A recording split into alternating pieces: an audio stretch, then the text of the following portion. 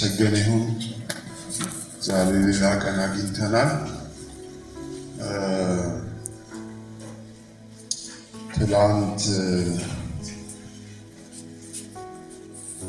ትላንት ያልነበረ ምን ያህል ሰው ነው ልል ነበር። ማጋለጥ ይሆናል ብዬ ተውኩት። እጅ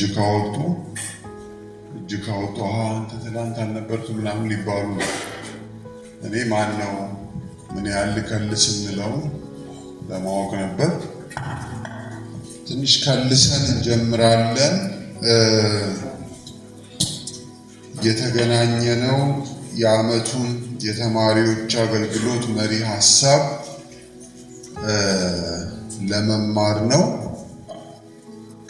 የዚህ የዓመቱ የተማሪዎች አገልግሎት መሪ ሀሳብ ንጉሱን መከተል የሚል ነው። ትላንት እንደተነጋገርነው ከማቴዎስ ወንጌል ነው የምንካፈለው። ንጉሱን መከተል በሶስት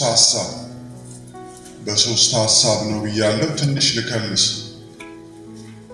ለነበርነውም ጥሩ ነው፣ ያልነበሩ ሰዎች ሊኖሩ ይችላሉ ብዬ አስባለሁ። በየግቢው ይህን ሰሞን እዚህ ላይ ነው ተማሪዎች የሚቆዩት። የዚህ ዓመት ባይብል ስተዲም እዚህ ላይ ነው የተዘጋጀው። ኦልሬዲ የመጀመሪያው ክፍል ትላንት እንዳልኩት ተልቋል።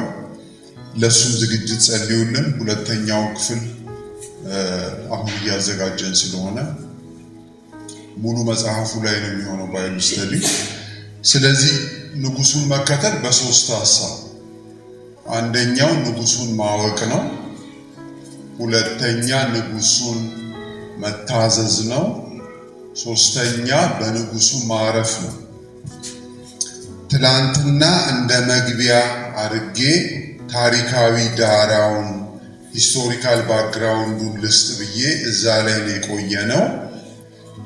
ሶስት ነገሮች ተነጋገርን ትላንት። አንደኛ የመጽሐፉን አውትላይን ትንሽ ለማሳየት ሞከርኩኝ። በተለያየ መንገድ ሰዎች ማቴዎስ ወንጌልን ያጠናሉ። እኔ ሁለት አይነት መንገድ ነው ያሳየሁት። አንደኛው በጣም ጀነራል ነው፣ የጌታ ኢየሱስን የትምህርት አቅጣጫ አይተው ሰዎች ያወጡት አውትላይን ነው። ስለዚህ እሱ ጀነራል ነው በጣም። ለምሳሌ ምን አይነት ነው? አንደኛው አይነት አከፋፈል ከማቴዎስ 1 እስከ 3 ንጉሱን ያስተዋወቀበት ክፍል ነው ይላሉ። ከዛ ከማቴዎስ 4 እስከ 16 ምዕራፍ ማለት ነው ስለ ማንነቱና ስለ መንግስቱ ማቴዎስ የጻፈበት ነው። ከዛ ከማቴዎስ 16 እስከ 28 ስለመጣበት ስለ መስቀሉ ዓላማ የተገለጸበት ነው። በሶስቱ መንገድ መከፋፈል ይቻላል። ከ1 እስከ 3፣ ከ4 እስከ 16 እና ከ16 እስከ 28 ብለው ያስባሉ። ሌሎች ሰዎች ደግሞ ለምን አክሽን ብቻ የሆኑትን ቻፕተሮች ለብቻ፣ ትምህርት ብቻ የሆኑትን ቻፕተሮች ለብቻም እኮ ለይቶ ማጥናት ይቻላል። ይህም ሌላ አፕሮች ነው። ለምሳሌ ማቴዎስ ፓክስ ያደረገው 6 ትረካዎች አሉት፣ ድርጊት ብቻ ያላቸው። ጌታ ኢየሱስ ሲፈውስ፣ አጋንንት ሲያወጣ ምናምን ብቻ የሚያሳዩ 6 ትረካዎች አሉ። የትረካ ፓሴጆች ጎን ለጎን አይደሉም። በየመሃሉ የስብከት ፓሴጆች ያስገባበታል ማቴዎስ። ስለዚህ 6 የድርጊት ፓሴጆች አሉ፣ 5 ደግሞ የስብከት ብቻ ፓሴጆች አሉ። እና እሱ የስብከቱን ያመጣና ከዛ የድርጊት የድርጊት እያደረገ ነው የሚሄደው። እንደዚህም አድርጎ ማጥናት ይቻላል ይባላል። ለምሳሌ በጣም ዝነኛው ማቴዎስ ወንጌል ላይ የስብከት ፓሴጅ ከምዕራፍ 5 እስከ 7 ያለው አንድ ብሎክ ነው። ያስታውቃል አንድ ብሎክ እንደሆነ። በማቴዎስ አጻጻፍ ነው እንደዛ ያደረገው። ማቴዎስ 5 እስከ 7 የተራራው ስብከት አንድ ብሎክ ነው።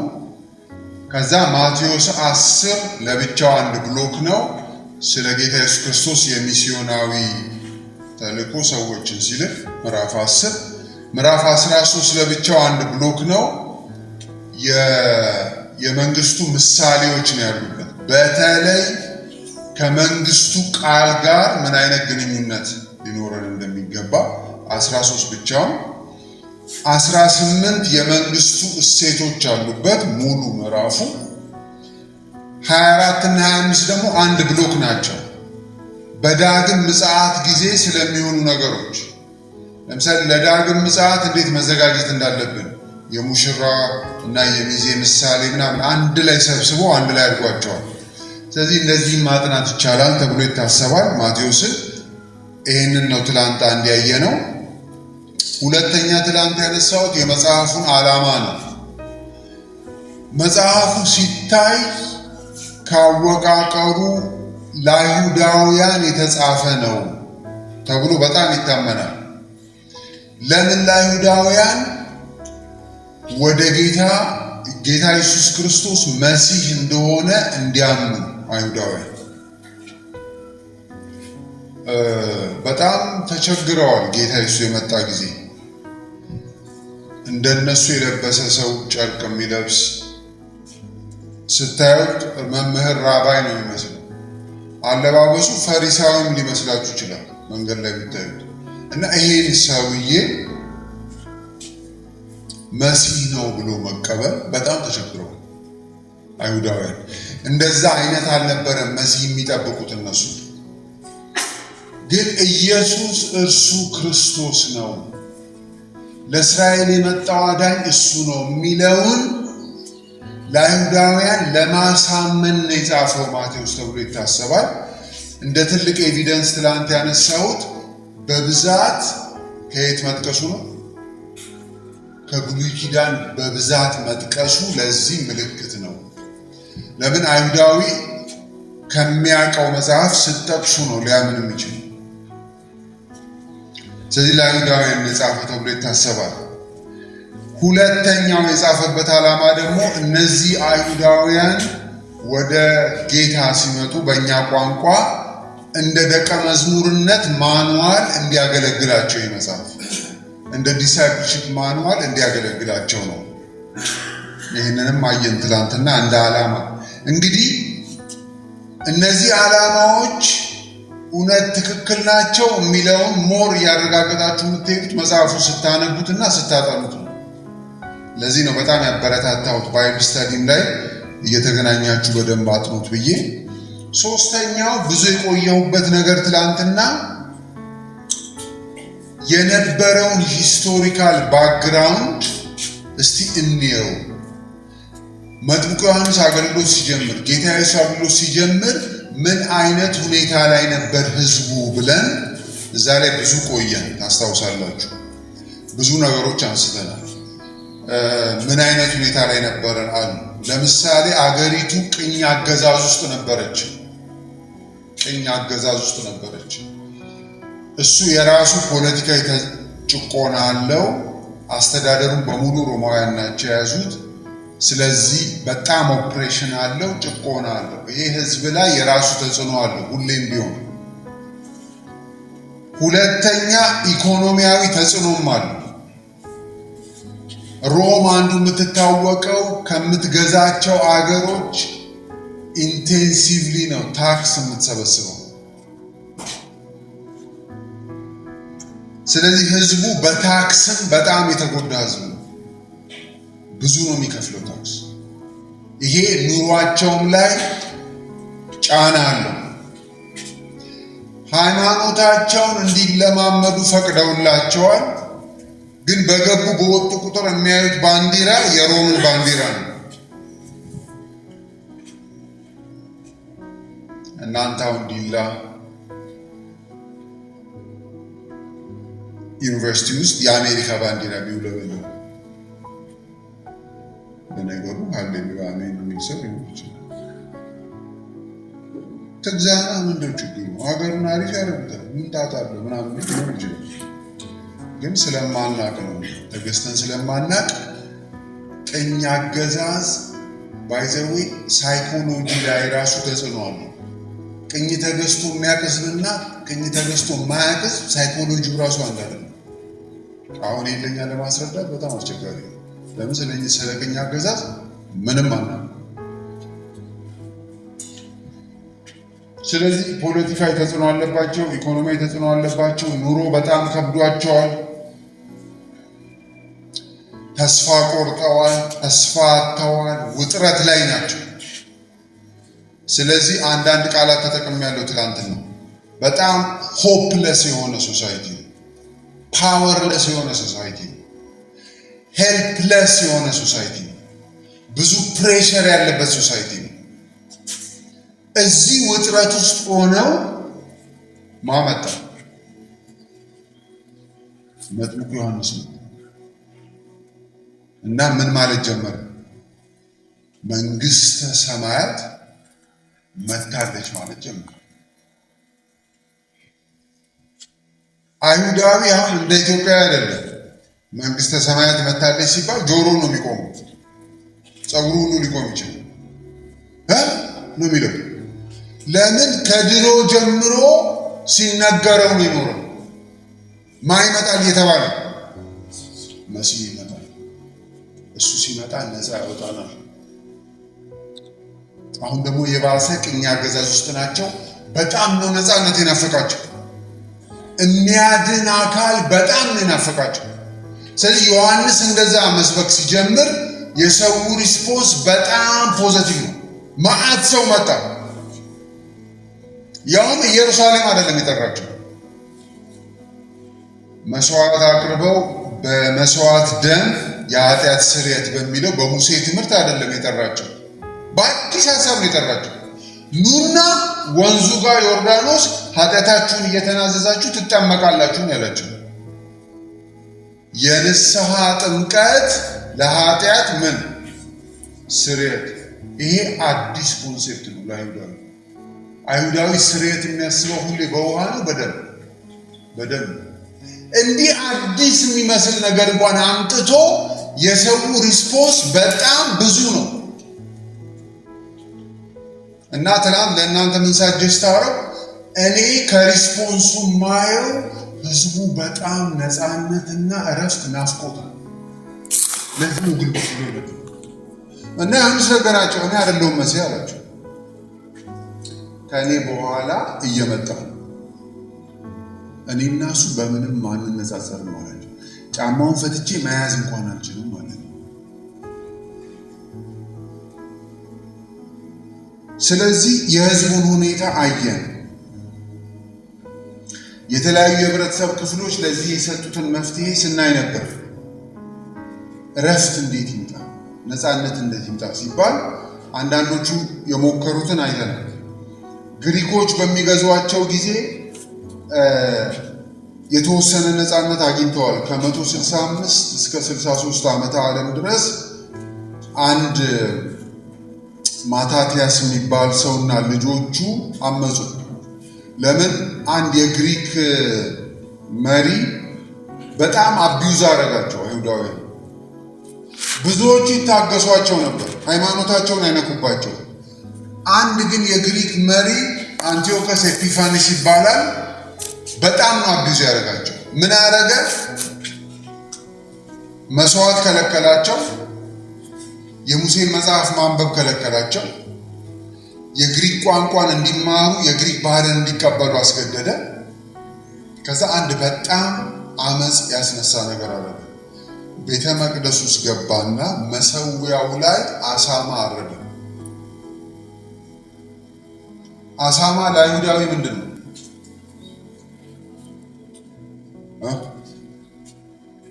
አሳማ ለአይሁዳዊ ምንድን ነው?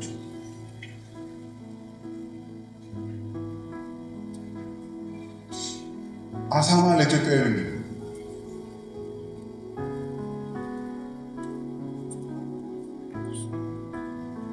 ብዙ ኢትዮጵያዊ የአሳማ ስጋ ይወዳል። እጅ አውጡልን ነበር እንዳትወገሩ። እጅ የምታወጡ ሰዎች ለነፍሳችሁ ስለምፈራላችሁ እስቲ የአሳማ ስጋ የሚበላ የአሳማ ስጋ የሚበላ አለ እርግጠኛ ነኝ። አሁን ዲሰርንመንት ስለሌለኝ ነው እንጂ ለአዋታችን ነው የሚበላ የአሳማ ስጋ የሚበላ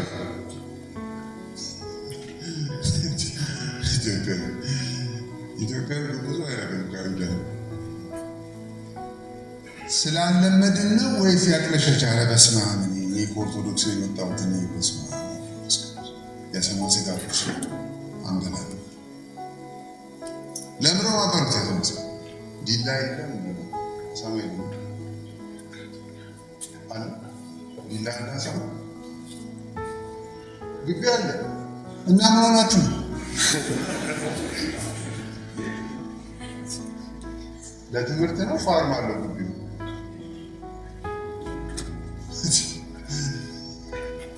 በቃ እንዲህ ነው እንደናንተ ጸጥ ነው የሚለው ስለ አሳማ ስጋ ሲነሳ ምናምን ርኩስ ማን እንዳያርግ ያስተማራቸው? ማን የአሳማ ስጋ እንዳይበላ ያስተማረው? ማን ነው? ዝምተኞች ናቸው ማለት ነው። ሙሴ ነው እርኩስ ነው። ይህ ሰውዬ መሰዊያቸው ላይ ወጥቶ አሳማ አረደ። አበዱ። ማታትያስ የሚባል ሰው የሆነች የገጠር ከተማ ውስጥ ካህን ነበር። ይህን ሲሰማ በቃ አበዱ። ከዛሬ በኋላ ግሪካዊ የሚባል እንዳናያሉ ኃይለኛ አመፅ ተነሳ። ከሀገራቸው የግሪክ ተወካዮች በሙሉ አባረሩ። ወደ 100 ዓመት በነፃነት ነው።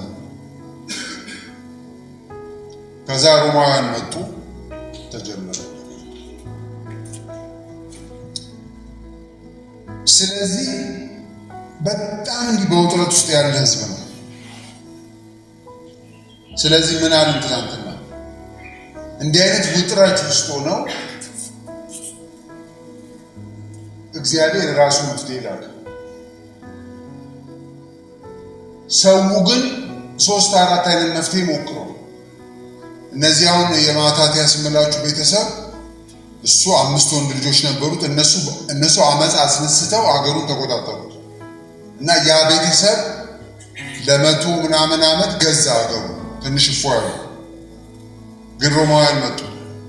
ስለዚህ ፈሪሳውያን ሲጠየቁ ህጉን ብንጠብቅ እኮ የእግዚአብሔር መንግስት ትመጣለች። ይሄ ህዝብ ህይወቱ ስለተበላሸ ነው እንዲሆን ነው። ለ2 ሳምንት ፈሪሳውያን ለ2 ሳምንት እያንዳንዱ ሰው ህጉ ሰንበት ቢጠብቅ የእግዚአብሔር መንግስት ትመጣለች ብሎ ነው የሚያስተምሩት። አልሆነም። ኤሴናውያን የሚባሉ አሉ። እነሱ ይሄ ህብረተሰብ ተበላሽቷል፣ እኛ ለብቻችን በረሃ ሄደን እንኖራለን። በቃ ህብረተሰቡ ረክሷል። ልክ እኛ ሀገር መነኩሴዎች እንደሚያደርጉት ማለት ነው። እንደሱ ተገንጥሎ የወጣ ህዝብ አለ። በቃ እኛ ከረከሰ ህብረተሰብ ጋር አንኖርም። ለእነሱ በግል ጠቅሟቸው ይሆናል፣ ለሀገር ግን ምንም የሚጠቅም ነገር አላመጣም። የተወሰኑ ሰዱቃውያንን ታውቃላችሁ። በወንጌል ስብከት እነሱ ኢየሩሳሌም ነው ያሉት። የሊቀ ካህናቱ ፋሚሊ ውስጥ ነው ያሉት። ኢየሩሳሌም ያለውን የካህናት ኤሪያ የሚቆጣጠሩት እነሱ ናቸው። እነሱ ከሮማውያን ጋር በጥቅም ስለሚተሳሰሩ በኑሮ አይጎዱም። ከቤተ መቅደሱ ብዙ ገቢ ስለሚያገኙ፣ ግን ለህዝቡ ያመጡለት መፍትሄ የለም። ሌላ ቀናተኛ የሚባል ግሩፕ አለ። እነሱ በዮሐንስና በጌታ ኢየሱስ ጊዜ ሽፍቶች ሆኑ። ሮም በሰላም አይለቅም፣ በትግል ነው የሚለቅም። ስለዚህ እንዋጋለን ብለው በራሩ። እንደውም በዮሐንስና በጌታ ኢየሱስ ጊዜ ሽፍቶች ነበሩ። በኋላ ግን ጌታ ኢየሱስ ሞቶ ከተነሳ በኋላ ይሄ ግሩፕ በጣም እየተደራጀ ሄዶ ትልቅ የትጥቅ ቡድን ሆነ። እና በኋላ አመጽ አስነስቶ ከሮማውያን ጋር ተዋግቶ ለኢየሩሳሌም መፍረስ ምክንያት የሆነው አንዱ ይሄ ነው። እሺ የሰዎች መፍትሄ ነው። እግዚአብሔር ምን መፍትሄ ይሰጣል? አሁን መግቢያ ልጨርስ። እግዚአብሔር ምን መፍትሄ ይሰጣል? የእግዚአብሔር መፍትሄ ምን ነበር? ማታ ስናይ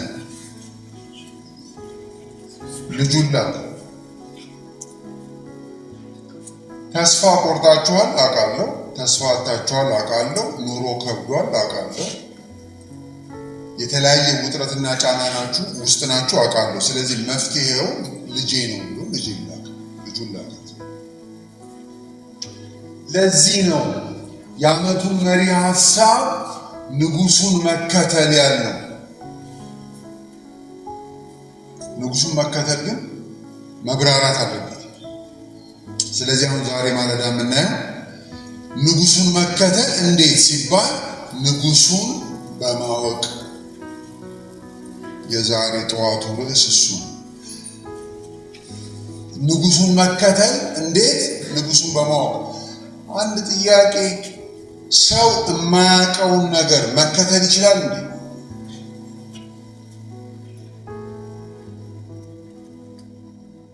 ሰው የማያውቀውን ነገር መከተል ይችላል?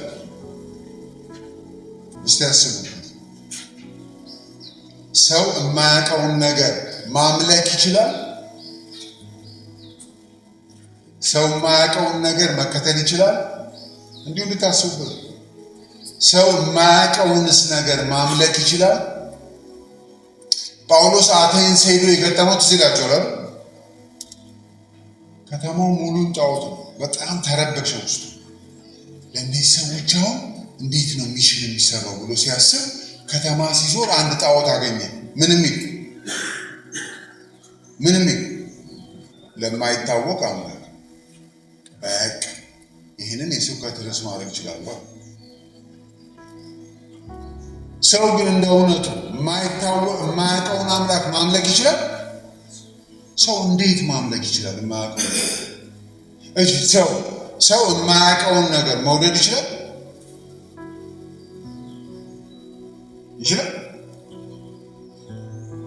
አይችልም። ስለዚህ የማያውቀውን እንዴት መከተል ይችላል የሚል ጥያቄ እንዲሁ እንድታስቡ። ግን ንጉሱን መከተል አጠቃላይ ሀሳባችን የዛሬ ጠዋቱ እንዴት ንጉሱን መከተል ሲባል ንጉሱን በማወቅ። ስለዚህ ንጉሱን ትንሽ ላስተዋውቅ። እኔ ሳልሆን ከማቴዎስ ወንጌል የመጀመሪያው ሀሳብ እንዴት አድርጎ ነው ለዚህ ባይብል ያስፈልጋችኋል። ትላንትና ጠይቄ ያለው ሁሉ ሰው ይዞ እንደሚያጣ ንጉሱን ማወቅ። ማቴዎስ እንዴት አድርጎ ነው ጌታ ኢየሱስን በጽሑፉ ያስተዋወቀው?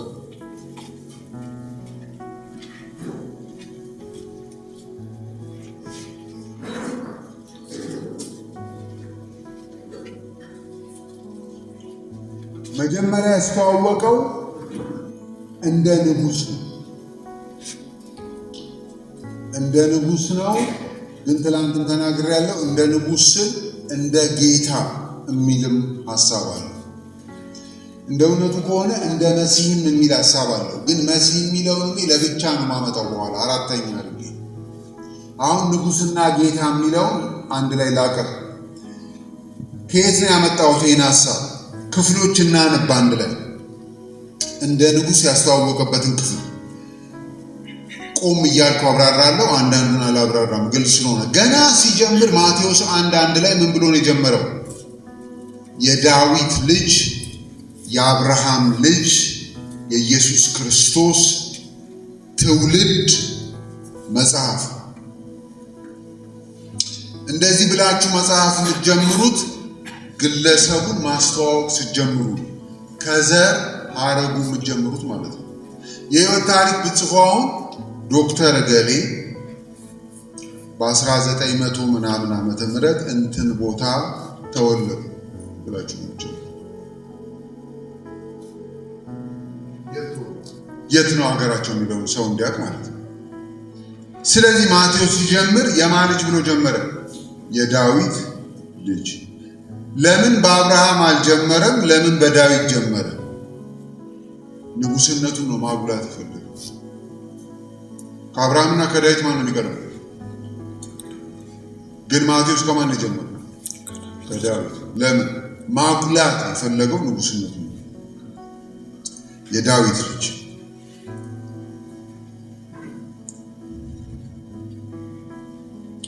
ሌላው ትናንት ብየዋለሁ ምዕራፍ 2 ከ1 እስከ 2 ላይ ማቴዎስ 2 ከ1 እስከ 2 ኢየሱስም በይሁዳ ቤተልሔም በንጉሱ በሄሮድስ ዘመን በተወለደ ጊዜ እነሆ ሰብአ ሰገል የተወለደው የአይሁድ ምን ንጉስ። በጣም የሚገርመኝ ሐሳብ እንደዚህ ብለው ከተማ ገብተው ሄሮድስ ሲደነግጥ ማንን ጠራ? ሄሮድስ የቴዎሎጂ ምሁራንን በሙሉ ጠራ። ጥሩልኝ እነዛን ቴዎሎጂያኖቹን አለ። እነማን ናቸው እነሱ? ፈሪሳውያንና ጸሐፍት እነሱ ናቸው የሚያውቁት። ጥሩልኝ አለና እስኪ ንገሩኝ፣ እነዚህ ሰዎች መጥተዋል የአይሁድ ንጉስ ይወለዳል እያሉ ነው። እናንተ በብሉይ ኪዳን እንዲህ አይነት ቃል አለ ወይ? እስቲ ንገሩኝ አለ። ከዛ ጸሐፍትና ፈሪሳውያን ካህናት ምን አሉት? ከየት ጠቅሱ? ሚክያስ ልክ ነው። ሕዝቤን እስራኤልን የሚጠብቅ መስፍን በየት ይወለዳል ተብሎ በቤተልሔም። ልክ ናቸው አሉት። ቤተልሔም ነው የሚወለደው። ይሄንን ያኔ ለሄሮድስ አረጋግጠው ተናግረዋል። በኋላ ግን ጌታ ኢየሱስን መቀበል አቅቷቸው ለለቀቃቸው።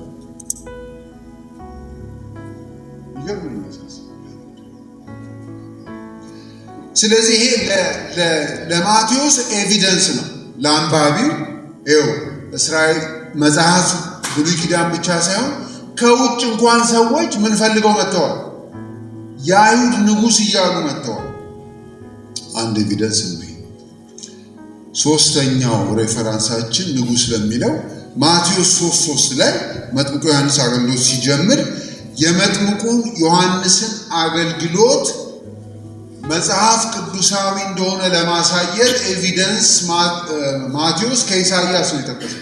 ምን ብሎ እየሰበከ መጣ። ከዛ ቁጥር 3 ላይ ለምን ሲባል በነቢዩ በኢሳይያስ የጌታን መንገድ አዘጋጁ፣ ጥርጊያውንም አቅኑ እያለ በምድረ በዳ የሚጮህ ሰው ድምፅ የተባለለት ይህ ነውና። ኢሳይያስ 40 ቁጥር 3 ላይ ነው ያለው። የማንን መንገድ አዘጋጁ ነው የሚለው ትንቢቱ? የማንን? የጌታ ሎርድ መሳያ። ይህም ሌላ ኤቪደንስ ነው ኢየሱስ ጌታ እንደሆነ ማለት ነው። ስለዚህ ማቴዎስ በተደጋጋሚ እንዲህ ነው የሚያስተዋውቀው። አሁን ይሄ በትረካ ያስተዋወቀበት ነው። በአክሽን ደግሞ ብዙ አለ። የኢየሱስን ጌትነት የሚያሳይ አክሽን ሙሉን ነው መጽሐፉ። ከዛ ደግሞ ጌታ ኢየሱስ ወደ ኢየሩሳሌም ሲገባ የመጨረሻውን ጉዞ ተጉዞ ማቴዎስ 21 ከ4 እስከ 5 ላይ ውርንጫይቱ ላይ ተቀምጦ ሲገባ ከየት ነው ማቴዎስ የጠቀሰው? ያኔ ማቴዎስ 21 ከ4 እስከ 5 ላይ በውርንጫዋ ላይ ሆኖ ሲገባ ማቴዎስ ጠቀሰ። ከዘካርያስ 9:9 ጠቀሰ። ምን የሚለውን ቃል? እነሆ ንጉስሽ የዋህ ሆኖ በአህያ ላይና በአህያይቱ ግልገል በውርንጫይቱ ላይ ተቀምጦ ወደ አንቺ ይመጣል በሏት የሚል ትንቢት ተናግሮ ነበር ዘካርያስ። እነሆ ምንሽ ንጉስሽ። ስለዚህ ኢየሱስ በእውነትም ንጉስ ለአይሁዳዊ ለዓለም። ስለዚህ ማቴዎስ ይህንን ነገር በተደጋጋሚ አስምሮበታል።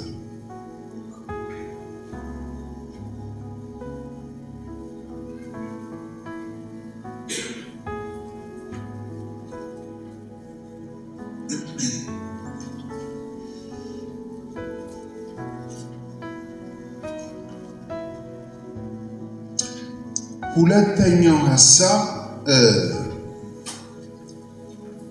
አሁን ዝም ብዬ እንዴት አድርጎ እንዳስተዋወቀው ላሳይና ወደ አፕሊኬሽኑ በኋላ እመጣለሁ። ከሰዓትም እገባለሁ እዛ ውስጥ።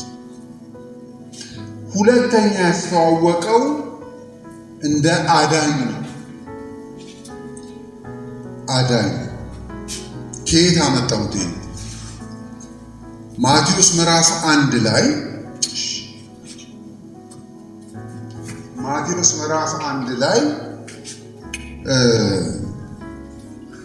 ምዕራፍ 1 ላይ ከ18 ሄደንና ነው እንደ አዳኝ ሁለተኛው ሐሳብ ምን አይነት አዳኝ የሚለውን አሁን ቀጥሎ እናገራለሁ። ማቴዎስ 1:18 ላይ የኢየሱስ ክርስቶስን ልደት እንዲህ ነበረ። እናቱ ማርያም ለዮሴፍ በታጨች ጊዜ ሳይገናኙ ከመንፈስ ቅዱስ ጸንሳ ተገኘች። እጮኛዋ ዮሴፍን ጻድቅ ሆኖ ሊገልጣት ስላልወደደ በስውር ሊተዋት አሰበ። እርሱ ግን ይህን ሲያስብ እነሆ የጌታ መልአክ በሕልም ታየው፣ እንዲህም አለ፣ የዳዊት ልጅ ዮሴፍ ሆይ። መልአኩ ራሱ ዮሴፍን ሲጠራው ማ ብሎ ነው የሚጠራው? የማን ልጅ ነው የሚለው? የዳዊት ልጅ። በዘር ከዳዊት ስለነበር ከእርሷ የተጸነሰው ከመንፈስ ቅዱስ ነውና እጮኛህን ማርያምን ለመውሰድ አትፍራ፣ ልጅም ትወልዳለች፣ እርሱ ሕዝቡን ከድህነታቸው ያድናቸዋል ነው የሚለው። ባይብል ከያዛችሁ አሁን የስህተት ትምህርት ባስተምርም አታውቁም። እሺ ያለውበት ባይብል ይዞ መምጣት እናንተ ባይብል ያልያዘ ሰው እንዴት ነው ቼክ የሚያደርግ? እርሱም ሕዝቡን ከድህነታቸው ያድናቸዋል ነው የሚለው። ከምን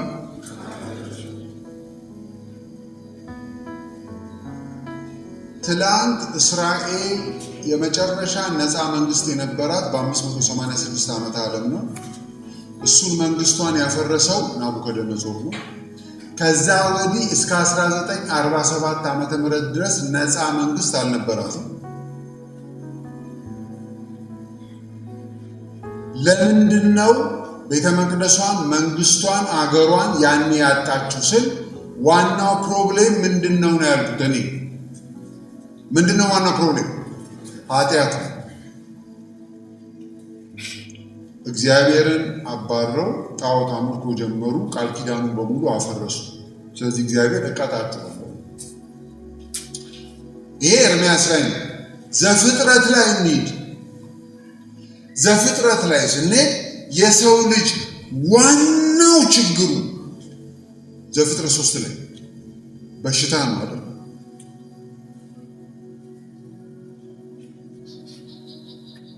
ምንድነው የሰው ልጅ ዋናው ችግሩ? ዘፍጥረት ላይ የሰው ልጅ የገጠመው ችግር ዋናው ምንድነው?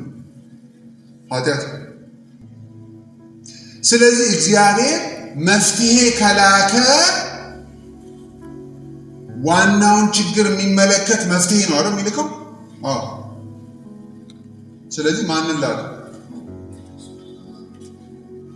ማቴዎስ 1:18 የዳዊት ልጅ ዮሴፍ ሆይ ከእርሷ የተጸነሰው ከመንፈስ ቅዱስ ነውና እጮኛህን ማርያምን ለመውሰድ አትፍራ፣ ልጅም ትወልዳለች፣ እርሱ ሕዝቡን ከኃጢአታቸው ያድናቸዋል።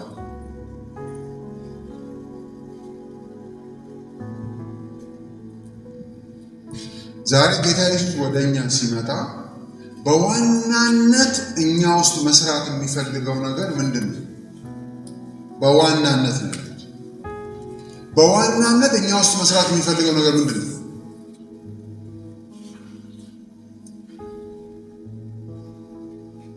ምንድን ነው?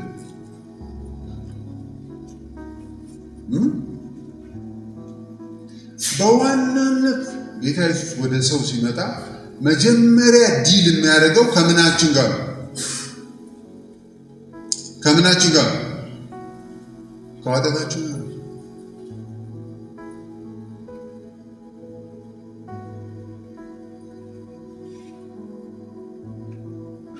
በአፕሊኬሽን እናየዋለን። ስለዚህ ሕዝቡን ከኃጢአታቸው ያድናቸዋል። ስለዚህ ስሙን ኢየሱስ ትለዋል።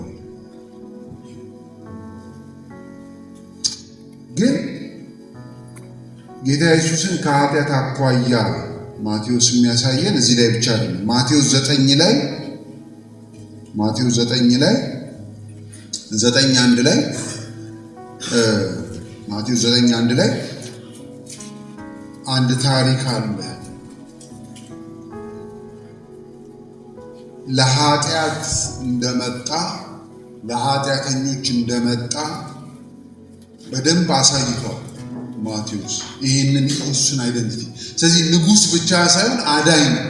አዳኝ ከኃጢአት ማቴዎስ 9:1 ላይ በታንኳም ገብቶ ተሻገረና ወደ ገዛ ከተማው መጣ።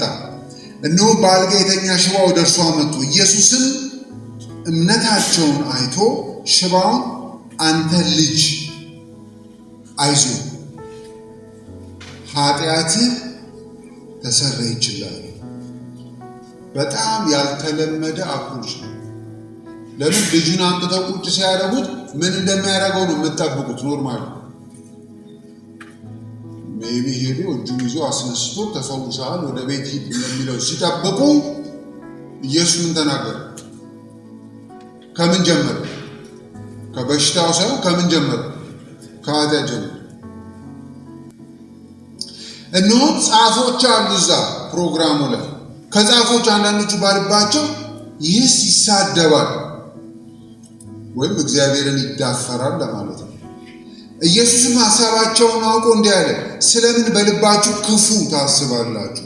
ኃጢአት ተሰረየችልህ ከማለት ወይስ ተነሳና ሂድ ከማለት ማናቸው ይቀላል? ነገር ግን ቁጥር 6 በምድር ላይ ኃጢአትን ያስተሰርይ ዘንድ ለሰው ልጅ ምን እንዳለው ስልጣን እንዳለው እንድታውቁ አለ። እንግዲህ አንድ ሰው ኃጢአት ይቅር ማለት ከጀመረ ምንድነኝ እያለ ነው?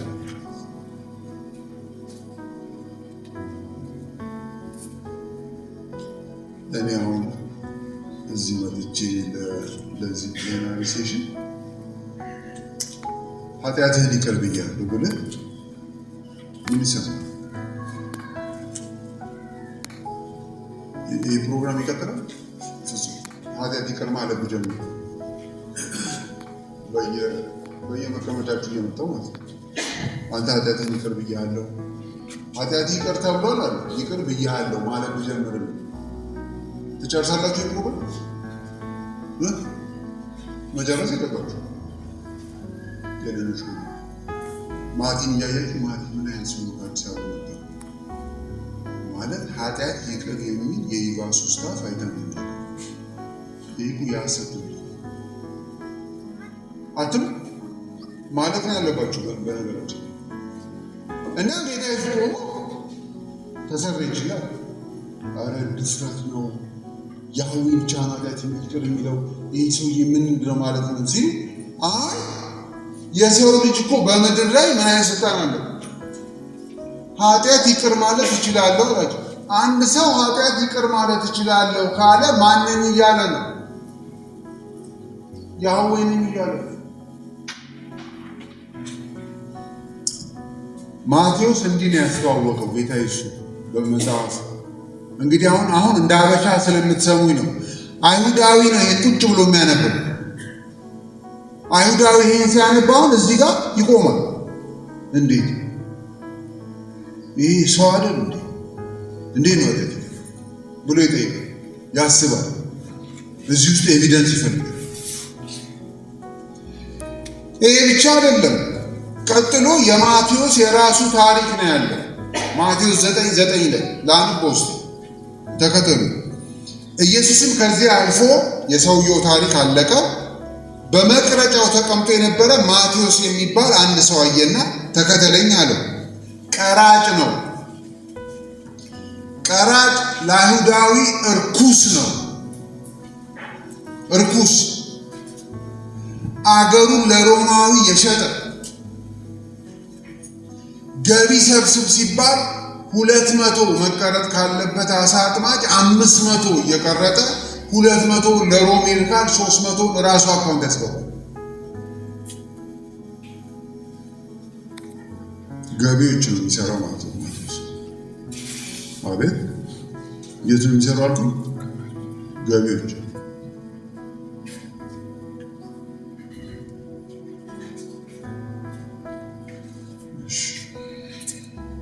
ስለ ገቢዎች ላውራ። ተሰሩ ሌሎች አንዳንዶች ገቢዎች ለማቴዎስ እንዳታረጉሽ ኢኮኖሚክስ ማኔጅመንት ቢዝነስ የምትማሩ ሰዎች ትመስሉኛላችሁ። እዛ የምትመደቡት እንደ ማቴዎስ እንዳታረጉ። በኋላ አፕሊኬሽን ላይ ይኖራል። ማቴዎስ እንዲህ ነው ይኖረው። ስለዚህ ሀብታም ነው። በሙስና የዘረፈው መዓት ሀብት ነው ያለው። ሮማውያኖቹ ግድ የላቸው ለነሱ የሚያስገባውን እስካስገባ ድረስ ህዝቡን እንደፈለገ ቢረግጠው ዴዶንኬ ምን እና ጌታ ኢየሱስ ሄዶ እንዲህ አይነት ሰው ምን ብሎ ጠራው? ምን አለው? ተከተለኝ። የማቴዎስ አይነት ሰው እኮ ቤተ መቅደስም አይታሰብም፣ ምኩራብ ራሱ አይገባም። ከፈሪሳዊ ጋር መንገድ ላይ ቢገናኝ ፈሪሳይ ብሎ ነው የሚሄደው። በዚህ ከፍቶ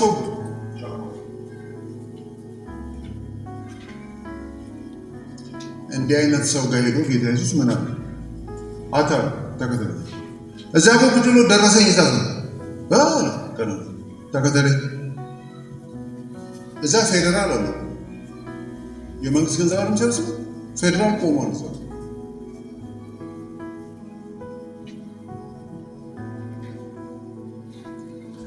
ለምን ጌታ ኢየሱስ ለምን የማይፈራው እንዲማረክ?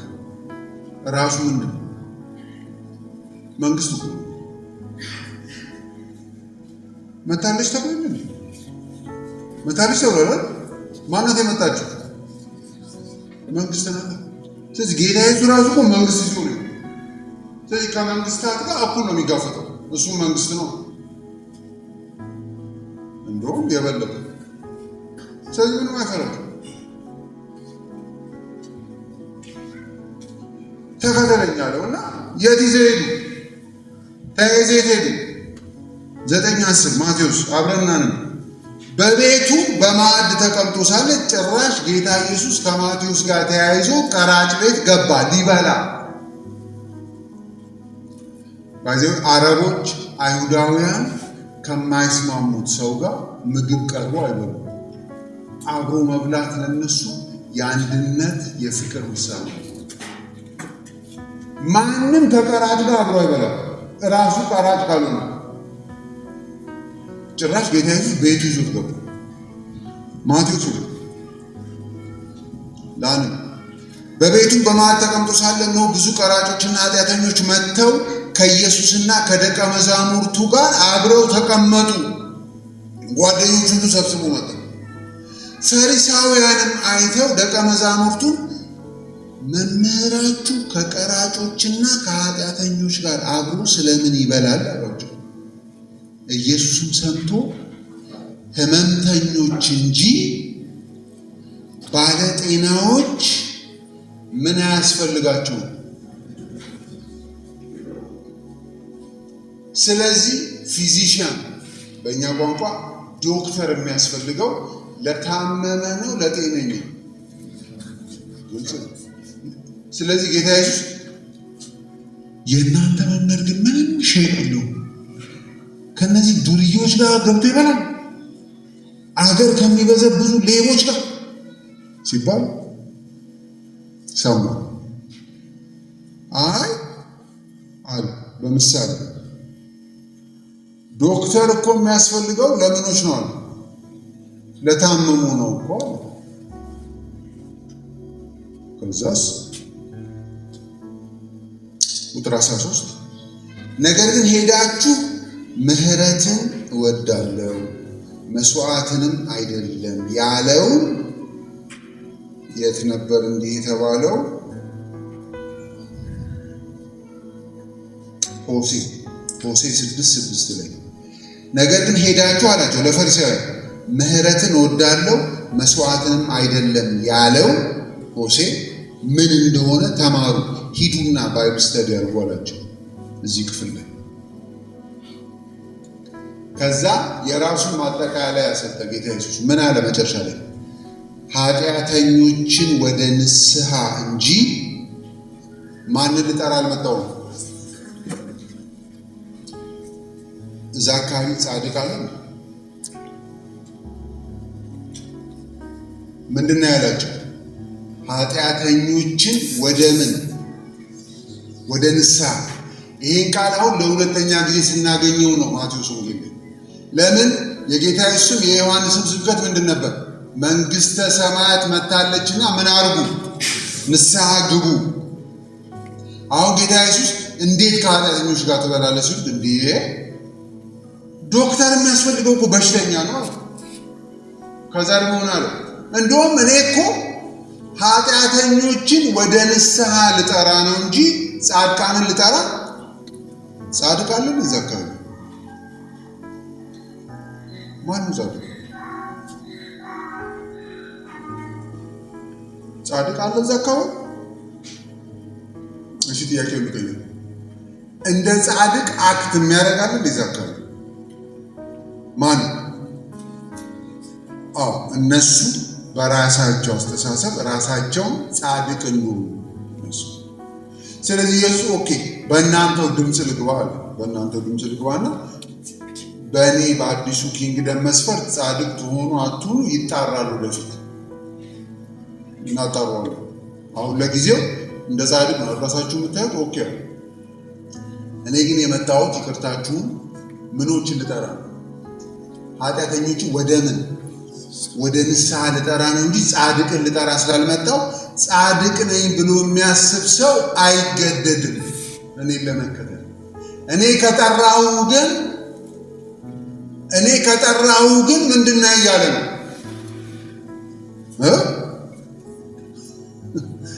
እኔ ከጠራሁ ግን ምንድን ነው እያለ ነው ጌታ ኢየሱስ።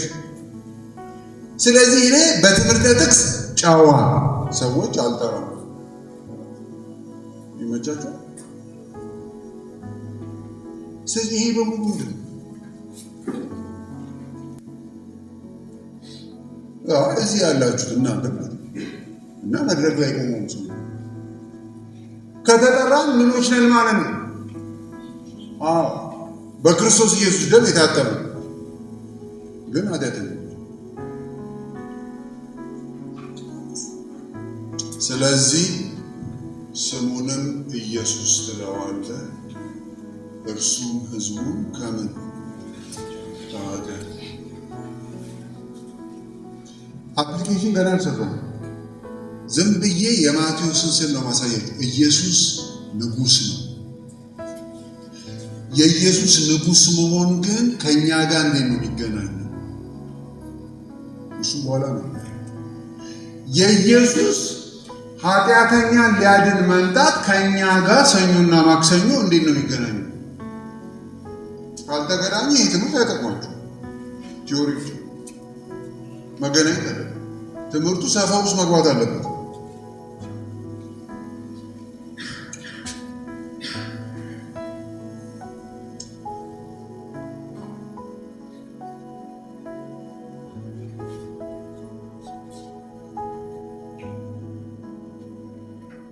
ስለዚህ አዳኝ ከኃጢአት። እሺ ሶስተኛው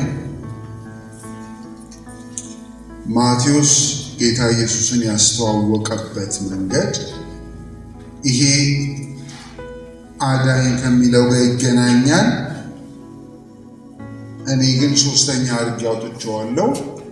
እዛው ላይ እንመለስና ማቴዎስ 1 ላይ ስሙን ኢየሱስ ትለዋለህ የሚለው ላይ ነው ያቆመው።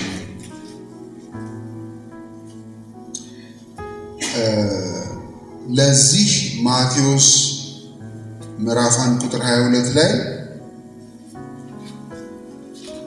የተሰነሰው ከመንፈስ ቅዱስ ነው አለ።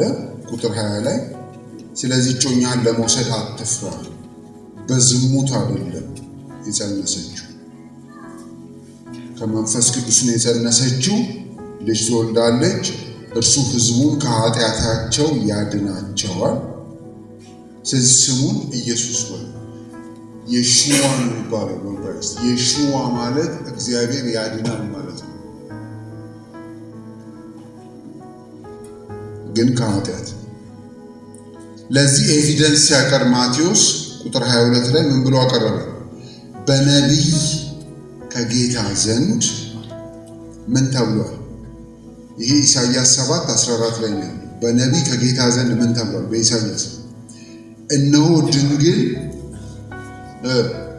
ትጸንሳለች፣ ልጅም ትወልዳለች፣ ስሙንም ማን ይሉታል? አማኑኤል ይሉታል ተብሎ እኮ ተጽፏል አለው መልአኩ ለዮሴፍ። ስለዚህ this is biblical። አሁን በአንተ እጮኛ የተፈጸመው እሱ ነው። ግን ይህ ቃል መጀመሪያ ሲመጣ ለማን ነው የመጣው? ኢሳይያስ 7 ላይ ስትሄዱ አዲስ ኪዳን ላይ ስታነቡ የብሉይ ኪዳን ሬፈረንስ ስታገኙ ሄዳችሁ ማንበብ ያስፈልጋል። ሄዳችሁ አንብባችሁ የብሉይ ኪዳኑን ኮንቴክስት አይታችሁ አምጥታችሁ ከአዲስ ኪዳኑ ጋር ስታነጻጽሩት ነው ትምህርቱን የምታገኙት። ስትሄዱ ይሄ ፕሮፌሲ መጀመሪያ የመጣው ለአካዝ ነው። የይሁዳ ንጉሥ በጣም ተጨንቆ ነበር። ምን ተፈጠረ? ሶሪያና የላይኛው መንግስት እስራኤል ተባብረው ይሁዳን ወረው አካዝን ገልብጠው በሌላ ሰው ሊተኩበት እንደሆነ ሰምቶ በጣም ተጨንቆ አካዝ ኢሳይያስን አገኘው። ኢሳይያስ 7 ኢሳይያስ ሲያገኘው አትጨነቅ አለው። አትጨነቅ፣ በቅርቡ አንድ ልጅ ይወለዳል አለ።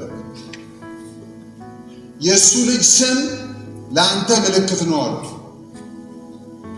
እዚህ ግን ድንግል ጸንሳለች አይደል የሚለው? ኢሳይያስ ላይ ስትሄዱ ግን ድንግል አይደለችም የጸነሰችው። ምናልባትም የኢሳይያስ ሚስት ራሷ ናት የወለደችው ያን ልጅ። በቅርቡ የሚወለድ ልጅ አለ፣ የእሱ ልጅ ስም ለአንተ ምልክት ነው አለ።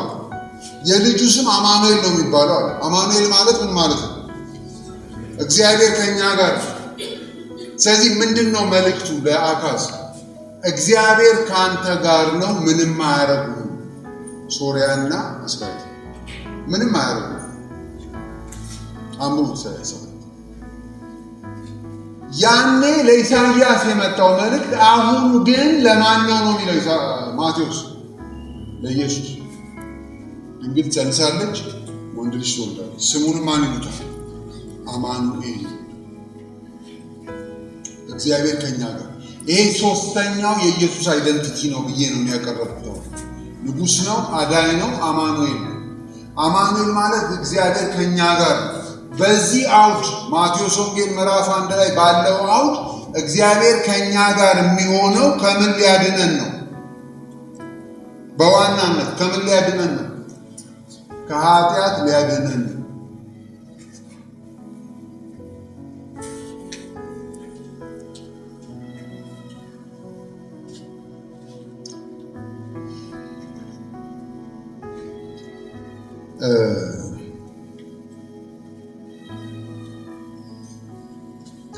አማኑኤል የሚለውን ሐሳብ ማቴዎስ 4:23 ላይ ሄዱ እስቲ።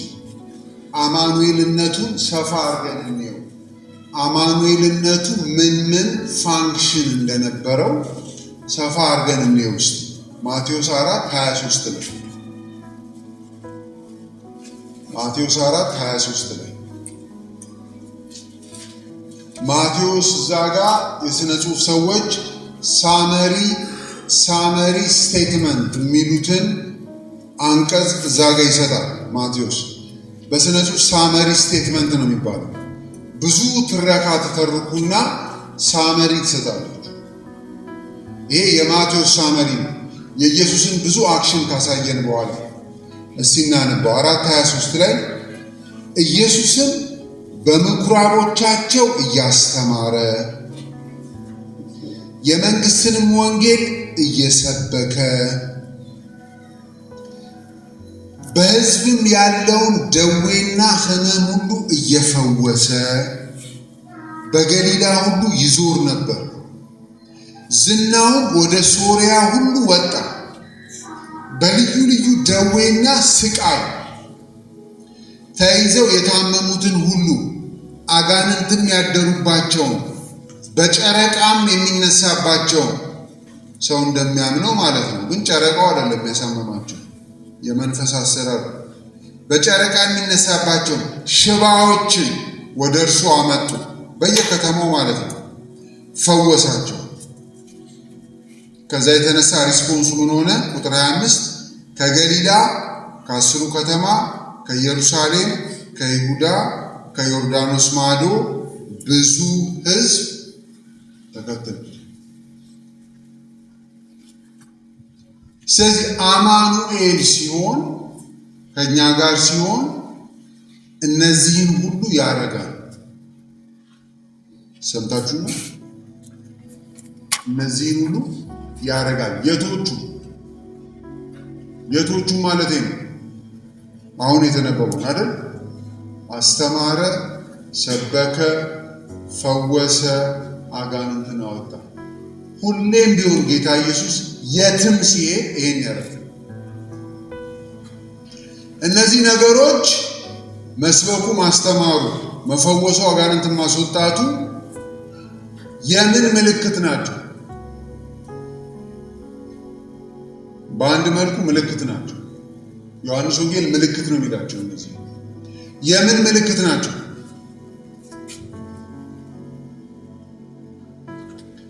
እንዲሁ አንድ ነገር ሂንት ልስጣችሁ። ለምሳሌ አጋንንት በብሉይ ኪዳን ይወጣ ነበር?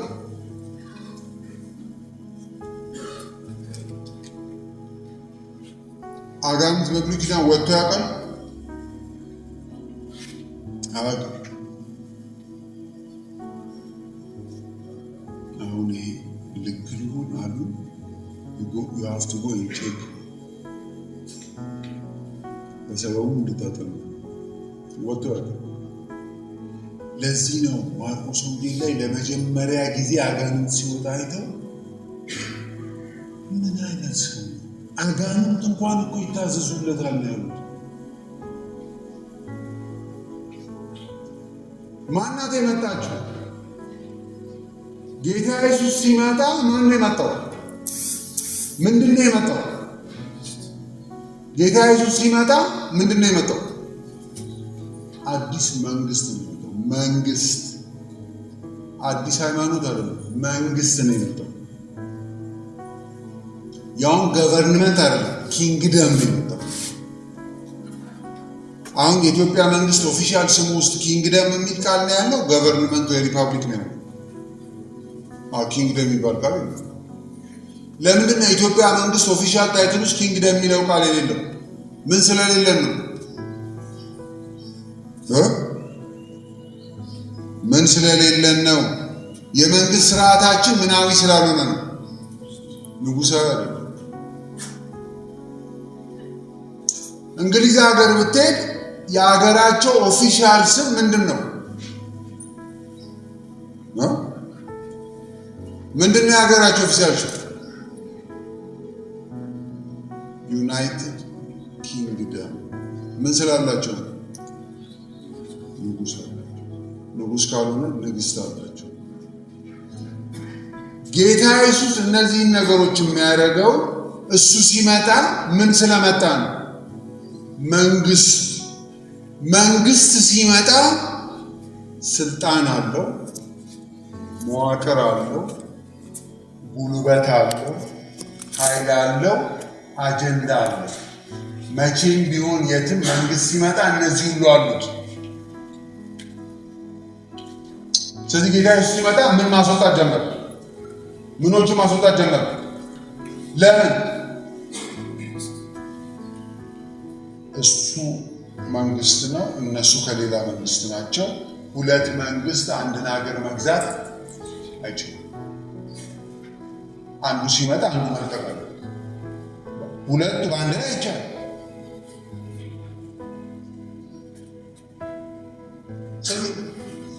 የኪንግደም አንደርስታንዲንጋችን በደንብ ስር የሰደደ መሆን አለበት። ለምን? እኛንን ይመለከታል። እኔን እኮ ራሴን ዲፋይን ሳያደርግ አሁን ቀጥሎ ኪንግደሙ እንዲህ ከሆነ እኔ ራሴን ስተረጉም ከምን አኳያ ልተረጉም ነው? ከኪንግደም አኳያ ልተረጉም። ስለዚህ አማኑኤል ሲባል አብሮን ሲሆን እግዚአብሔር ከኛ ጋር አለ። ለምንድን ነው አብሮን የሚሆነው? ይሄ መንግስት ከኃጢአት ሊያድነን ነው በዋናነት። ግን አብሮ ሌላ ነገር ይሰራል። ይፈውሳል፣ አጋንንትን ያስወጣል፣ ሽባው ይፈወሳል፣ ወዘተ ወዘተ ወዘተ።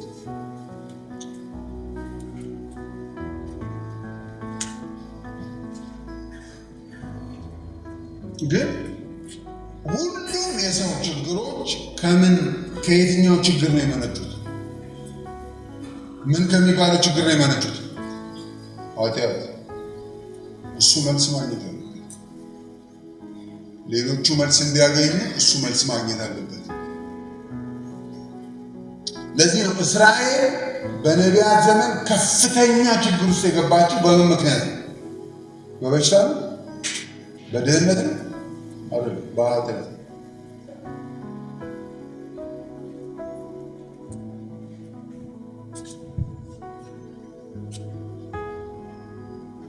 አማኑኤል ሶስተኛው ጌታ ኢየሱስን ያስተዋወቀበት። አራተኛውና የመጨረሻው የእግዚአብሔር ልጅ ብሎ አስተዋወቀ። አሁን ለእኛ በቸርች ስንመጣ ከሳንዴ ስኩል ጀምሮ ስለምናውቀው አንዳንድ ይሄ ቃል በቃ ለምደነዋል። ለአይሁዳዊ ግን በጣም ትርጉም አለው። የእግዚአብሔር ልጅ ሲባል የእግዚአብሔር ልጅ ከተባልክ ለአይሁዳዊ አንተ ራሱ ምንድን ነህ ማለት ነው? እግዚአብሔር ልጅ። ለዚህ ነው ዮሐንስ ወንጌል ላይ አባቴ ሲል ፈሪሳውያን እብድ የሚሉት። እንዴት አባቴ ትላለህ?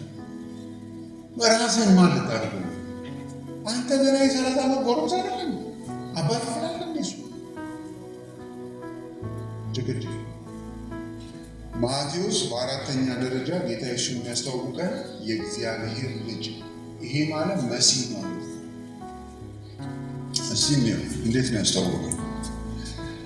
አንደኛ ማቴዎስ 3 ላይ ከ13 ጀምሮ ጌታ ኢየሱስ ሲጠመቅ እናየዋለን። ትላንት ስጀምር በዚህ ነው የጀመርኩት፣ ታስታውሱ እንደሆነ ተጠምቆ ሲወጣ ቁጥር 16 እናንተ ማቴዎስ 3 ኢየሱስን ከተጠመቀ በኋላ ወዲያው ከውሃ ወጣ፣ እነሆም ሰማያት ተከፈቱ፣ የእግዚአብሔርን መንፈስ እንደ ርግብ ሲወርድ በእርሱ ላይ ሲመጣ አየ።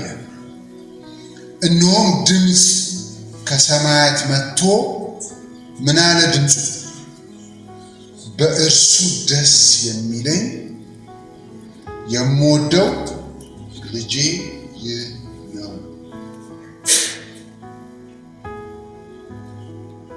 እንዲህ አይነት ማረጋገጫ መጥቶለታል ጌታ ኢየሱስ። በእርሱ ደስ ይለኛል፣ የምወደው ምኔ ነው? ልጄ ነው። ከዛ ማቴዎስ 16 ላይ ስንሄድ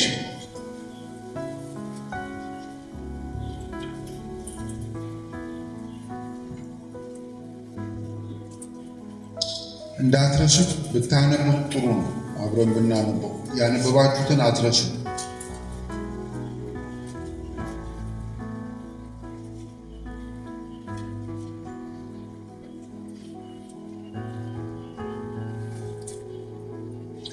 ማቴዎስ 16 ላይ ስንሄድ ከ13 ጀምሮ ላነበው ኮንቴክስቱን እንድንይዝ። ማቴዎስ 16:13 ላይ ኢየሱስም ወደ ፊልጶስ ቂሳሪያ አገር በደረሰ ጊዜ ደቀ መዛሙርቱን ሌላ አገር ወስዷቸው ማለት ነው፣ ሰዎች የሰውን ልጅ ማን እንደሆነ ይሉታል ብሎ ጠየቀ። እነርሱም አንዳንዱ መጥምቁ ዮሐንስ፣ ሌሎችም ኤልያስ፣ ሌሎችም ኤርምያስ ወይም ከነቢያት አንዱ ነው ይላሉ አሉት። እርሱም እናንተስ እኔን ማን እንደሆንኩ ትላላችሁ አላቸው። ስምዖን ጴጥሮስም አንተ ክርስቶስ የሕያው እግዚአብሔር ልጅ። ከዛ ጌታ ኢየሱስ ምን ብሎ መለሰ? ኢየሱስ መልሶ እንዲህ አለው፣ የዮና ልጅ ስምዖን ሆይ በሰማያት ያለው አባቴ እንጂ ሥጋና ደም ይህን አልገለጠልህምና የተባረክህ ነህ። ባይዘው እኛም በአንድም ይሁን በሌላ መንገድ የእግዚአብሔር መንፈስ እየገለጠልን የኢየሱስን መሲህነት መቀበል የቻልነው እንጂ ማንም በአይምሮ ብቃት ይህንን ተረድቶ ጌታን የሚከተል የለም። ስለዚህ የእግዚአብሔር ልጅ። ሌላ አንድ ልጨምር፣ አሕዛብ እንኳን በወቅቱ የነበሩት አሕዛብ እንዴት ኮንቪክትድ እንደሆኑ ማቴዎስ 27 ላይ ጌታ ኢየሱስ ሲሰቀል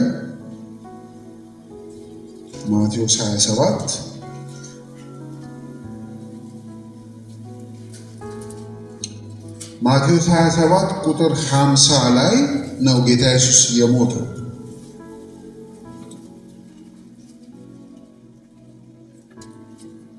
ማቴዎስ 27:50 ላይ ኢየሱስም ሁለተኛ በታላቅ ድምፅ ጮሆ ነፍሱን ተወ ይለናል። ከዛ 51 ላይ እነሆም የቤተ መቅደስ መጋረጃ ከላይ እስከታች ከሁለት ተቀደደ፣ ምድርም ተናወጠች፣ አለቶችም ተሰነጠቁ፣ መቃብሮችም ተከፈቱ፣ ተኝተው ከነበሩትም ከቅዱሳን ብዙ ሥጋዎች ተነሱ። ከትንሣኤውም በኋላ ከመቃብሮች ወጥተው ወደ ቅድስት ከተማ ገቡና ለብዙዎች ታዩ። የመቶ አለቃም የቱ መቶ አለቃ ነው? ኢየሱስን እንዲሰቅሉ የተመደቡትን ወታደሮች የሚያዘው መቶ አለቃ እዛው ነበር። ተሸክሞ ሲመጣ አይቶታል፣ ሲሰቀል አይቶታል። እና እነዚህ ሁሉ ነገሮች አሁን ያነበብኳቸው ሲሆኑ አይቷል ማለት ነው። የመቶ አለቃ የመቶ አለቃውን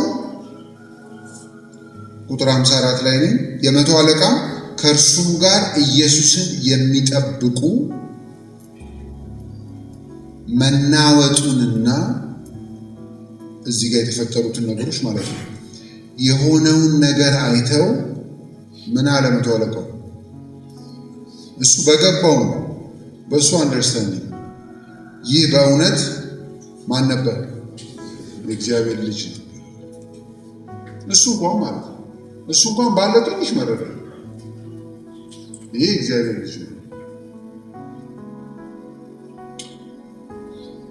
ሲሞት ራሱ ማለት ነው። ሲነሳስ ሲሞት እንዲህ ከተባለ ሲነሳ ደግሞ ማሰብ እንችላለን ምን ሊባል እንደሚችል። ምዕራፍ 28 ቁጥር 1 በሰንበትም መጨረሻ መጀመሪያው ቀን ሲነጋ መግደላዊት ማርያምና ሁለተኛይቱ ማርያም መቃብሩን ሊያዩ መጡ። እነሆም የጌታ መልአክ ከሰማይ ስለወረደ ታላቅ የምድር መናወጥ ሆነ። ቀርቦም መልአኩ ማለት ነው ድንጋዩን አንከባሎ በላዩ ተቀመጠ። ድንጋዩን ያንከባለለው ለምንድን ነው? አስባችሁ ታውቃላችሁ?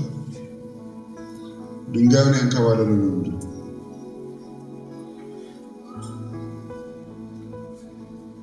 ማለት መልአኩ መጥቶ ድንጋዩን ካላንከባለለ ጌታ ኢየሱስ መውጣት አይችልም።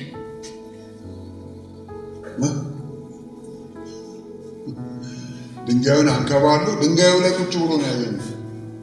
ድንጋዩ ላይ ቁጭ ብሎ እንዲህ እያለ ብሎ እያፏጨ ነው እንጂ እኔ የጨመርኩት ሲመጡ መዳኑ ግን አገር የሚያክል ድንጋይ እንጂ አራት አምስት ወታደር ሳይፈልግ አይቀርም ያን ድንጋይ እንዲገፍቶ ራሱ ማታ ለማ አንዱ ብቻ ወርዶ እሱ ሲወርድ የምድር መናወጥ ሆነ እና ድንጋዩን አንከባሎት ድንጋዩ ላይ ቁጭ ብሎ ነው የጠበቃችሁ። ተዋት ለምን ድንጋዩን አንከባሎት?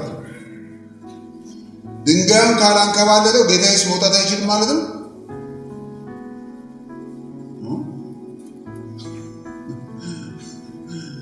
ከሞት የተነሳ አካል አንኳኩቶ በእናታችሁ በውጭ በኩል ያለውን ድንጋይ አንከባልል ይላል። ከሞት ከተነሳ ድንጋይ ይዛል። ብዙ ድሮ እንደዚህ ነበር መስሎኝ። ድንጋዩን ያንከባለው ጌታ ኢየሱስ ሊወጣ ነው ብዬ ነበር መስሎኝ።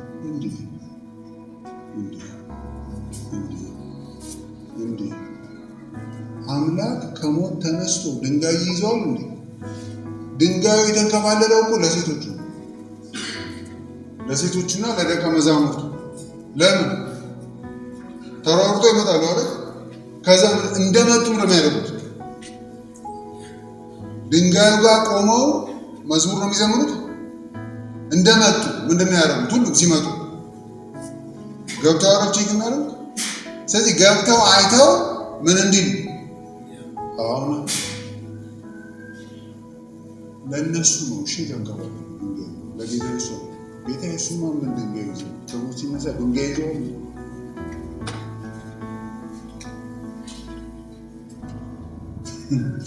ቁጭ ብሎ ጠበቃቸው። ምን ነው ድንጋዩ ላይ ቁጥር 3 መልኩም እንደ መብረቅ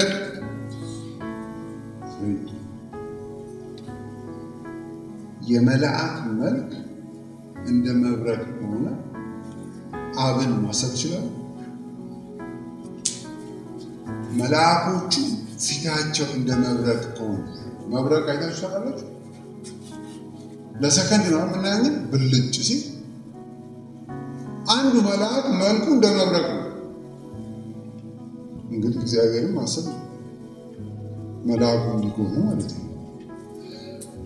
መልኩ እንደ መብረቅ ልብሱ እንደ በረዶ ነጭ ነበር። ጠባቂዎቹ አንዱ ለካ ፍሬንዶቹ ሌሊት ሲጠብቁ ያደሩት ምኑ ነው የሚጠብቁት? ፈሪሳውያን ይህ ሰውዬ እነሳለሁ ምናምን እያለ የስተት ትምህርት ያስተምር ነበር። ለሄሮድስ ሄደው ማለት ነው። ስለዚህ ፕሊዝ በኋላ ህዝቡ እንዳያወናብደው ጠባቂ መድብልን፣ ሬሳው መጠበቅ አለበት፣ አይታወቅም። እነዛ ከይሲ ሰዎች መጥተው ሰርቀውት ከሞት ተነሳ ደግሞ ብለው ሊያስወሩ ይችላሉ። በቃ ውሰድ፣ 5 ልዩ ኃይል መድቤያለሁ። ሄሮድስ በቃ ውሰድ ወታደር። ለካ ወታደሮቹ እየጠበቁ ነው። ማን የመጣው?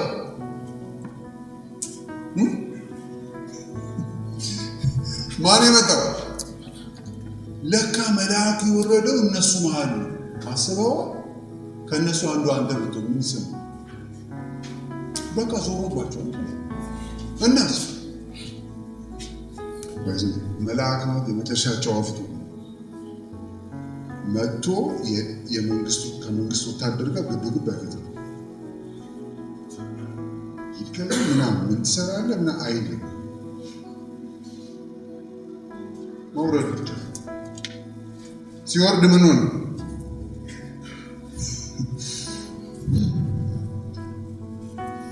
ጠባቂዎቹ እርሱን ከመፍራት የተነሳ ተናወጡ፣ እንደ ሞቱ ሆኑ።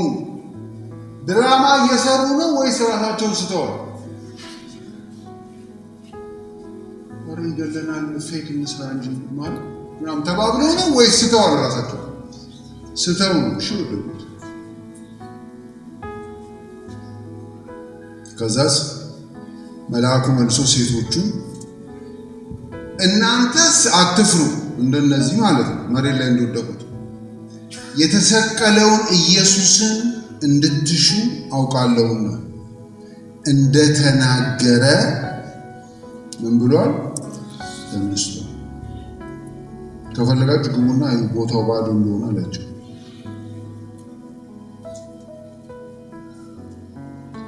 ስለዚህ አንዱ ማረጋገጫ ኢየሱስ የእግዚአብሔር ልጅ ለመሆኑ ከምን መነሳቱ ነው? ከሞት መነሳቱ።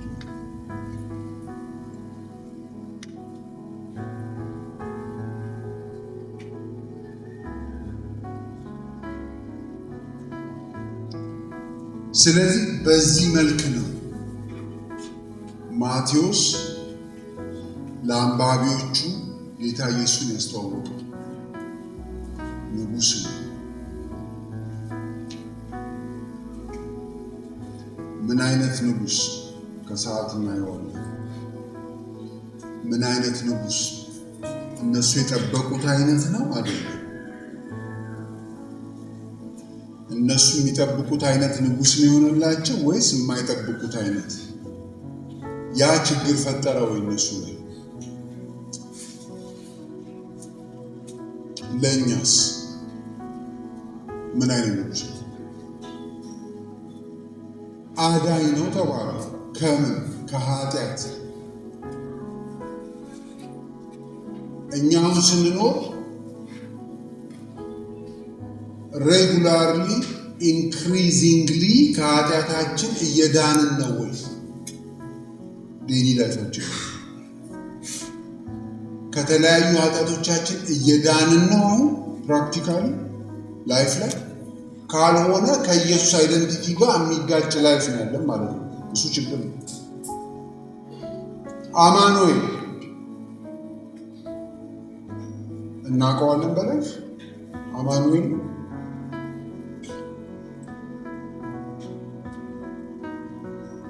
እነሱን ነገሮች ከሰዓት እናያለን። ለምን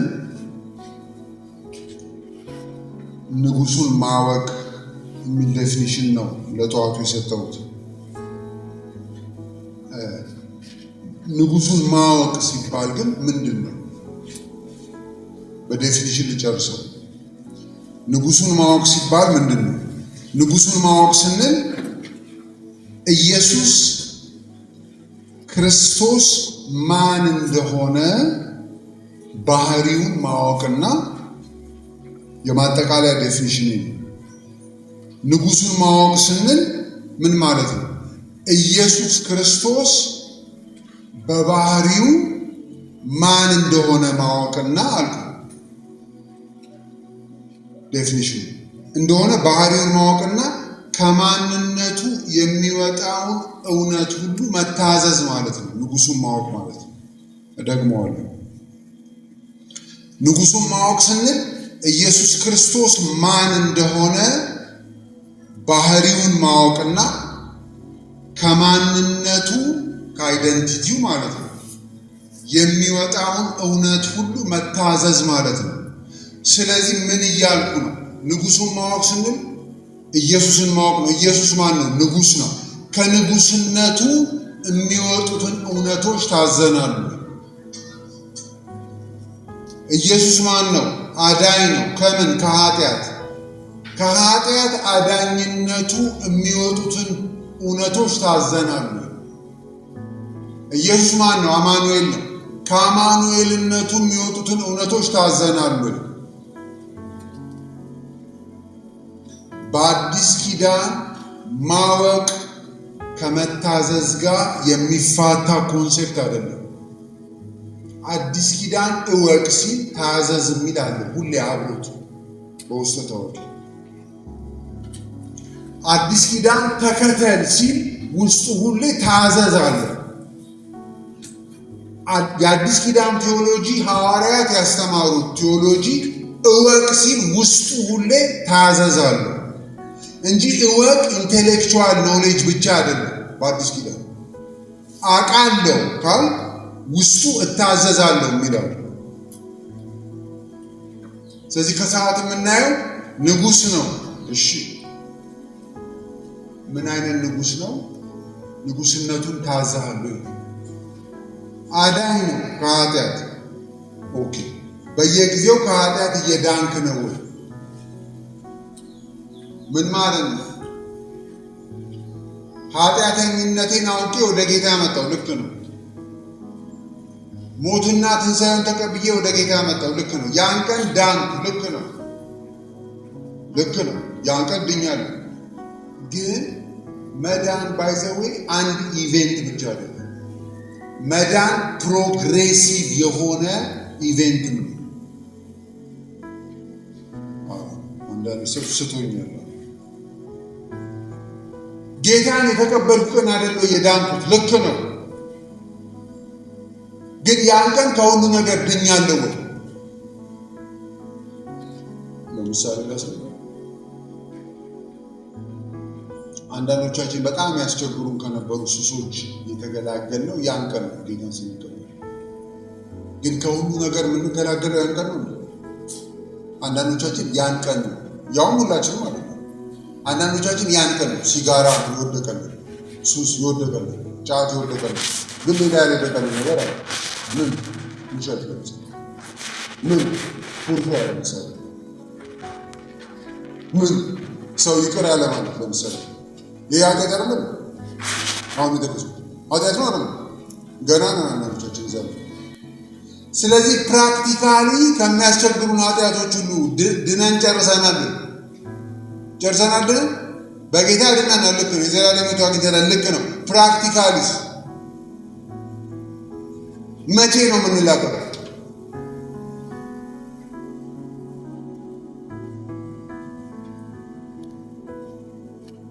ሙስና ለምሳሌ ኃጢአት ነው።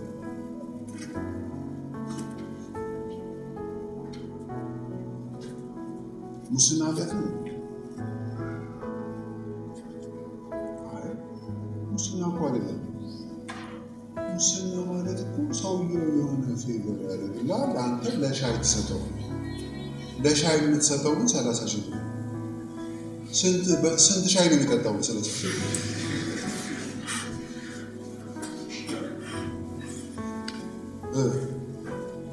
ስለዚህ የሻይ 30 ሺህ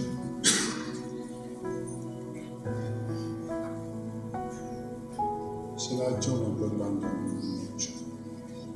ባለፈው ቅዳሜና እሑድ ባይብል ስተዲ እናጠና ነበር አዲስ አበባ ከግራጁዌትስ ጋር። እዚህ ለግራጁዌትስ ነው። ከግራጁዌትስ ጋር ባይብል ስተዲ ስናጠና አንድ ግራጁዌት የሚገርም በጣም አሪፍ ስራ አግኝተን አለ። እሺ እንትን የሚባል የውጭ ድርጅት ነው። እሺ ከዛ ስራውን እያጫረቱ ነው የሚሰጡት። እሺ ለእኛ አቆዩብን አለ።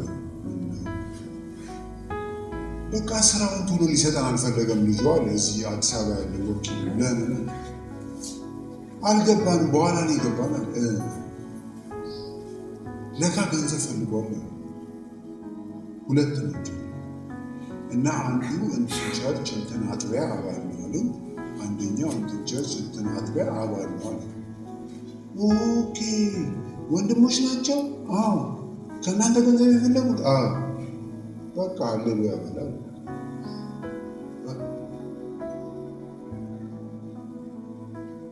ዲላ እንዴት ነው ማለት? ዲላ ወንድሞች ገንዘብ ይቀበላሉ?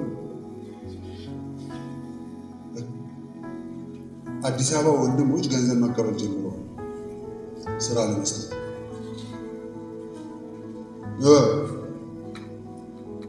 እያደግን ነው እንዴ? አድገን ወደዚህ አዲስ ትምህርት ደርሰናል። ስራ ለመስጠት በእንቴ ወንድሞች ገንዘብ አምጣ እያሉ ነው። አሜን ነው እንዳትላሉ።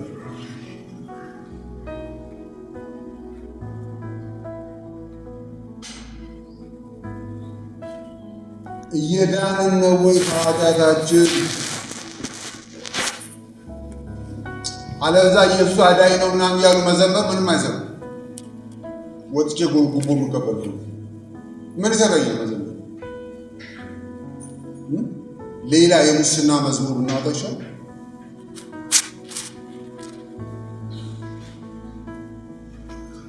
ኢየሱስ ይወዳል ሙስና ነው። መዘመር ነው ገንዘብ እንቀበል።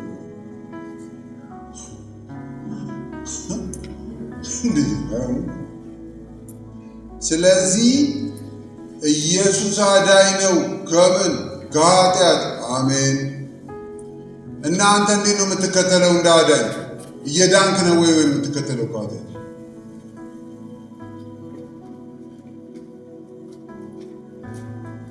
ባለፈው በካርታ ጉዳይ ምናምን ሄጄ ወረዳ 2 ተጠይቄያለሁ። አንድ ወረዳ ተጠይቄያለሁ ገንዘብ፣ ከዛ ደግሞ ክፍለ ከተማ ተጠይቄያለሁ። ሁለቱንም ነው ብዬ ማለት እንዴት መጥቼ እናንተ ጋር ልሰጥ?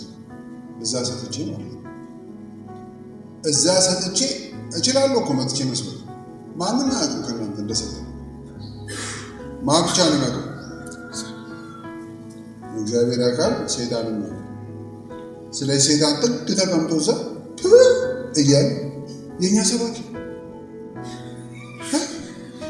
አቤት አቤት እያለ ይስቃል። እዛ ተቀምጦ ሰይጣን ስለዚህ ምንም ስብከት አይሰራም፣ ጸሎት አይሰራም ምናምን። ለምን እንደ አጋንንቱ ሙሰኛ ሆኜ ነው የመጣሁት። ሰይጣን የእሱን ስራ እያረክ መጥተህ እዚህ ብትጨፍር ተዘቅዝቀህ ብትቆም ምን የሚያመጣው? ይስቃል። አይ የእኛ ሰው ነው የሚለው የእኛ ሰው ነው የሚልን ነው። እሱ ሙሰኛ ስለሆነ ሙስና በቸርች መጥተህ እዚህ ድራማ ብትሰራ ሰይጣን እዛ ቆሙ። አየሁ ፍሬንድ ነው። ለምን የእሱን ጨዋታ ነው ተጫወተ ነበር። ይኸው ፍሬንዳችን እየሰበከ ነው። ስለዚህ ይኸውላችሁ ኢየሱስ ያድናል። አሜን። ከምን ከኃጢአት ድና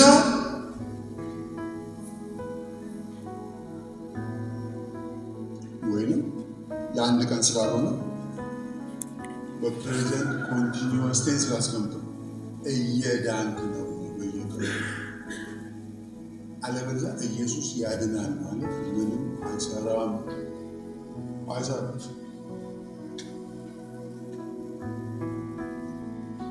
ስለዚህ አፕሊኬሽኑን ከሰዓት አማኑኤል ነው ወይ? አሜን ነው። ግን አብሮን ነው የእኛ ላይፍ አሁን አብሮን እንዲሆን ያደርገዋል ጌታ ኢየሱስ። እስራኤል ከግብፅ ስትወጣ እግዚአብሔር አብሯት ነበር። አዎ። መቼ ነው አብሮ መሆን የሚያቅተው እግዚአብሔር? የሆነ ቦታ እኮ ከጉዞ ወጥቻለሁ እኔ የለሁበትም ማለት የሆነ ቦታ ምናቸው ሲያስቸግረው ነው ወጥቻለሁ ያለ። ታሰበበት ምናቸው ሲያስቸግረው ነው ወጥቻለሁ ያለው ከጨዋታ። እግዚአብሔር በስንት ተለምኖ ነው የገባው። ምናቸው ሲያስቸግረው ነው አዳም።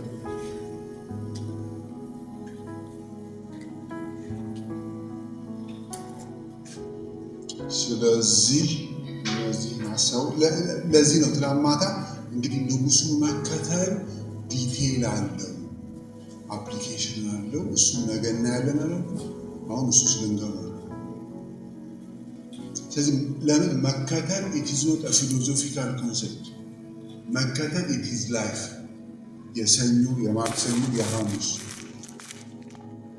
ላይፍ ላይ ከሆነ ነገር ጋር ስትጋጠሙ ትከተሉታላችሁ አትከተሉ። እንደሱ ካልወረደ ሴንስ አይሰጠንም፣ ቲዮሪ ብቻ ነው። በሴንስ አለ ይነቁም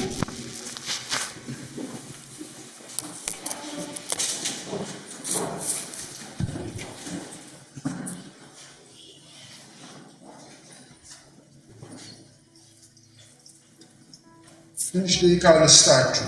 እኔ እንዲጸልዩ እንዲህ ብላችሁ ጸልዩ ማለት አልችልም። ቃሉን ስትሰሙ ውስጣችሁ የመጣ ጸሎት ካለ ጸልዩ። እስቲ እሱ ልመና ከሆነ ለምኑ፣ ንስሐ ከሆነ ንስሐ ግቡ፣ ምስጋና ከሆነ ውስጣችሁ የመጣው አመስግኑ። እስቲ ትንሽ ደቂቃ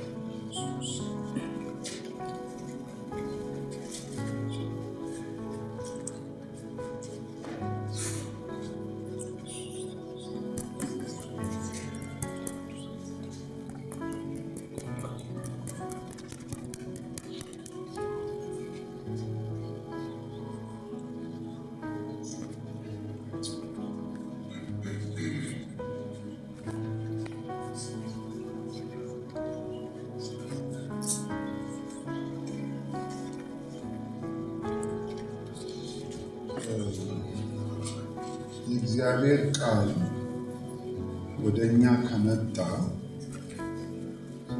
እግዚአብሔር ቃሉን የሚልከው መስራት ሲፈልግ ነው።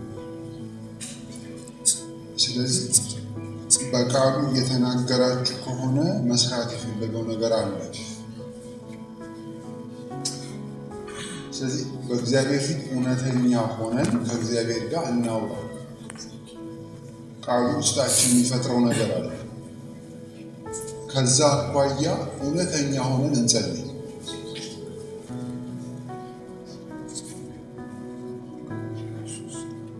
ምስጋና ከሆነ ያላችሁ አመስግኑ።